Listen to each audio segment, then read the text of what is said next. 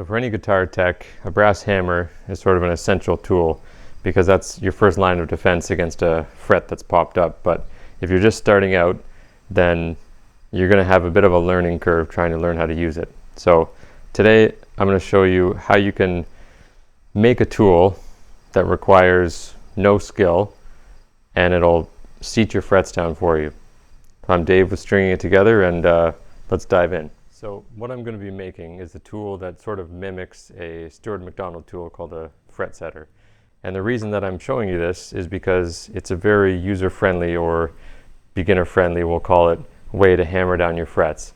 Okay, using a brass hammer is, as I mentioned, it's a learning curve. It'll take some time to get good at it, and you want to get it right the first time, then this will work for you.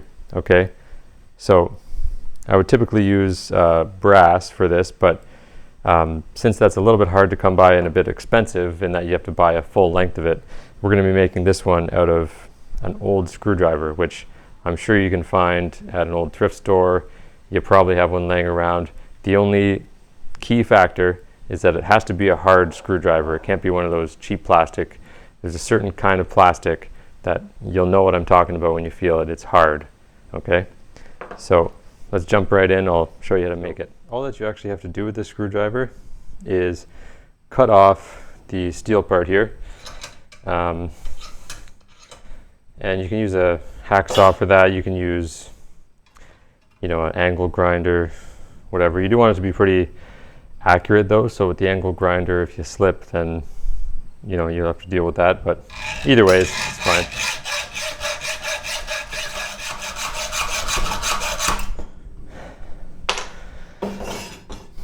Alright, so once you get it off, then you might need to clean that up with a little file.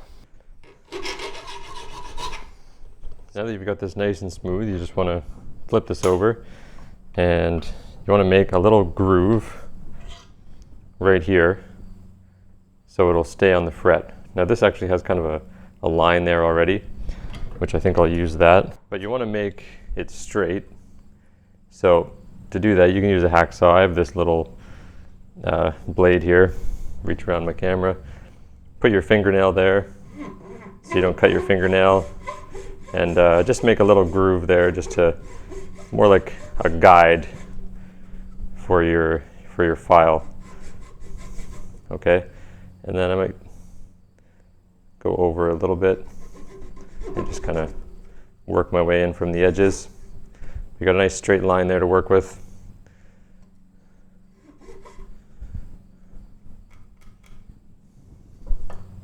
And then I'm going to make this a little bit wider with a saw. This is kind of ridiculous, but this is just the one that's closest to me, even though it's giant. Okay, so yeah.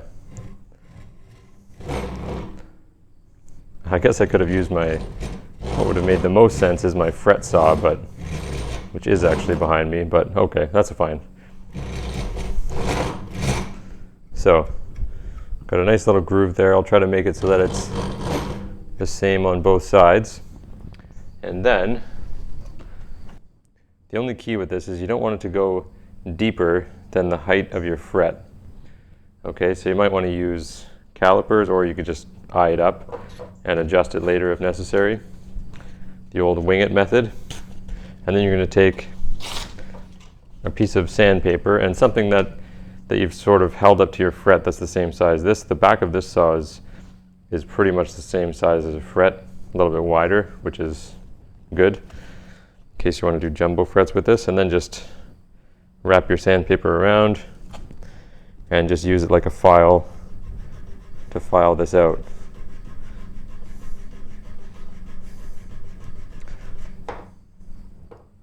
So all you're doing is making a little slot for the fret to go in. Okay, so once you have a groove in there, then you just want to test it out on your guitar.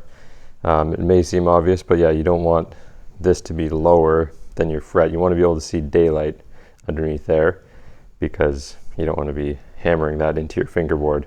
And then the other thing you have to keep in mind before you start hammering it is what's going on below your guitar. So obviously you want something that's sort of soft like this material here, but you don't want it to be squishy because you want it to be a hard contact between the back of your guitar and the wood, and even considering all the way down to the floor, right? So you want to have zero movement underneath here, because you want it to be a solid contact down to the ground, pushing up on the guitar. So for that I used, this is just a piece of MDF, and I put this really thin material with this little fuzz on it. You can get this, something like this, which will, for fairly cheap, I think it was about 20 bucks. I can't remember where I got it from now, but, and it's a bit too squishy for my liking. It has a very thin piece of material on there, so I don't really like it for hammering. But this is what's MDF. You may know what that is, but basically it's just wood that's made out of compressed sawdust. And the nice thing about it is that this is kind of a random piece I was using for my router, but the nice thing about it is you have a nice, very flat edge to work with. You know, you hold a ruler up to that, you're not going to see any daylight. That's a nice flat edge, so you can use that as your starting point.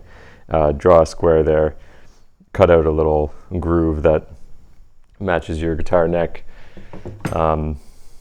Maybe that's beyond the scope of this video, but I'll leave that to you to figure out. You just have to cut a little groove there. You can use a belt sander, a chisel, whatever. So here's how to use this thing. So you stick that groove on there, and typically if I was hammering with a brass hammer, I would go one in the middle, and then so it'd be like 1, 2, 3, 4, 5. Oops. And that's because some people will go all the way across, one pump, pump, pump, pump, pump, pump, like that, but I find going that way works better because you don't want to lift up the edge with your final blow on the other edge, if that makes sense. So if you're hammering it all the way across here, you're having a bit more potential for it to pop up. So that's why I like to go 1, 2, 3, 4, 5, kind of get in a rhythm of it. But with this, I do like to go all the way across, and you're just going to give one tap for each section, okay, on this fret, which is obviously high.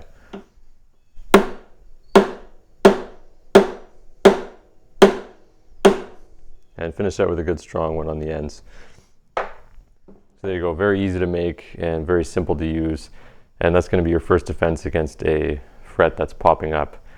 Now, this is just a very brief overview of how to use this. I highly encourage you to download the free mini course that I just created down below called Foolproof Fretwork, and that's going to cover everything you need to know to deal with fret buzz, frets popping up, how to diagnose the issue, how to glue the frets, how to deal with them without taking off too much material.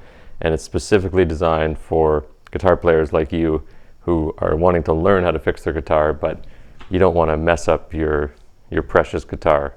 You know, when I learned in a shop. I had lots of guitars to work on, lots of practice, made lots of mistakes. So I specifically created this course to prevent you from making those same mistakes, those many mistakes that I have made. So yeah, download that below, and let me know how it worked out for you in the comments below, and stay tuned next week.